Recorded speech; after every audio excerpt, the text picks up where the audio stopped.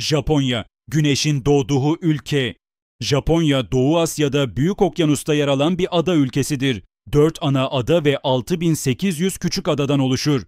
Büyük adaların isimleri Honshu, Hokkaido, Kyushu ve Shikoku. Rusya, Çin ve Güney Kore ile deniz sınırını paylaşır. Başkent Tokyo, teknoloji, moda ve popüler kültürün kalbidir. Diğer ünlü şehirlerinden Kyoto geleneksel tapınaklarıyla, Osaka lezzetli sokak yemekleriyle, Hiroşima ise Barış Anıtı Parkı ile ünlüdür.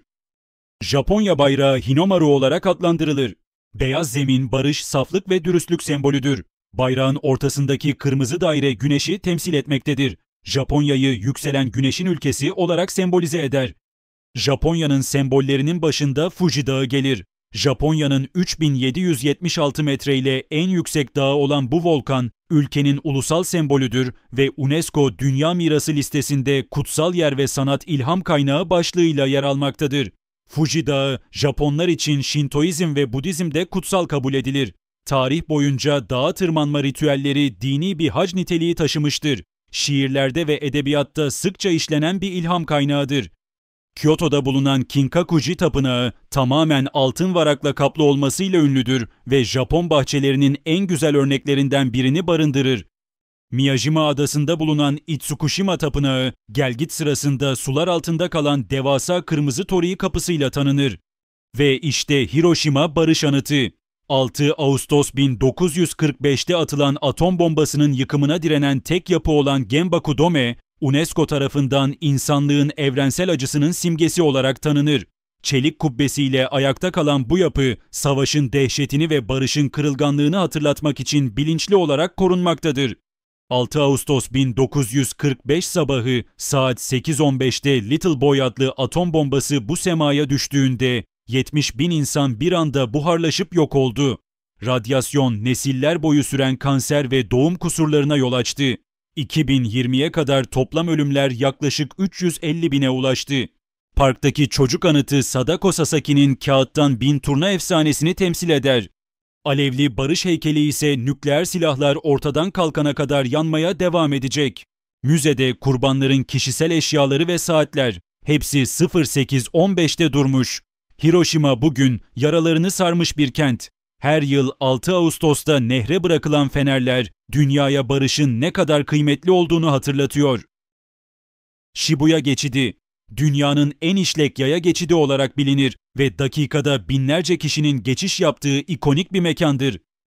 Himeji Kalesi, Beyaz Balıkçıl adıyla anılan bu kale, Japonya'nın en iyi korunmuş feodal kalesidir ve benzersiz mimarisiyle dikkat çeker. Fushimi Inari Tapınağı, Kyoto'da bulunan bu tapınak, dağ yamacına dizilmiş binlerce parlak kırmızı torii kapısıyla ünlüdür ve fotoğrafçıların gözdesidir.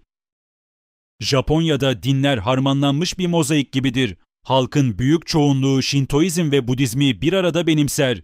Şintoizm doğa ruhlarına yani kami ve atalara saygıyı temel alan yerel bir inançken, Budizm 6. yüzyılda Kore'den gelerek törenler ve felsefeyle hayata dokunmuştur. İlginç olan, Japonların %80'i her iki dinin ritüellerini de uygular. Şinto tapınaklarında bebek kutsaması yaparken, Budist tapınaklarda cenaze törenleri düzenler. Modern Japonya'da Hristiyanlık ve diğer inançlarda varlık gösterir.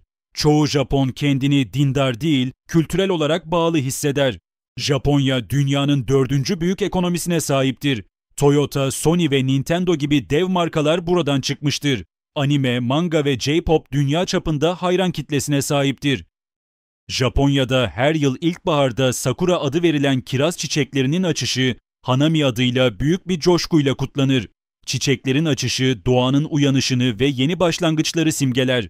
Bu nedenle Japonya'da okulların ve iş dönemlerinin başlangıcı Nisan'a denk gelir. Aynı zamanda kiraz çiçeklerinin kısa ömürlü olması, Japon felsefesindeki hayatın geçiciliği temasını yansıtır.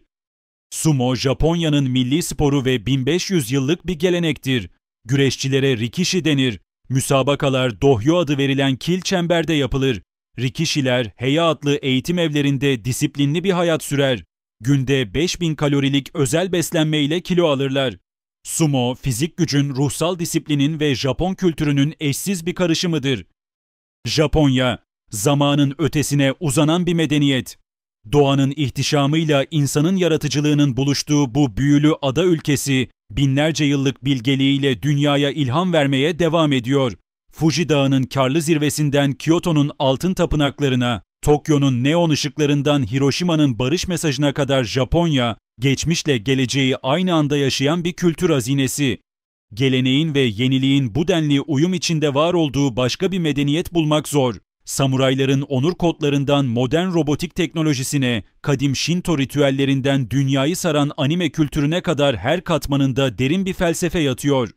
Japonya bize gösteriyor ki, bir ülke hem 1000 yıllık tapınakları koruyup hem de dünyayı teknolojiyle şekillendirebilir. Hem geleneksel çay seremonilerini sürdürüp hem de küresel popüler kültürü yönlendirebilir.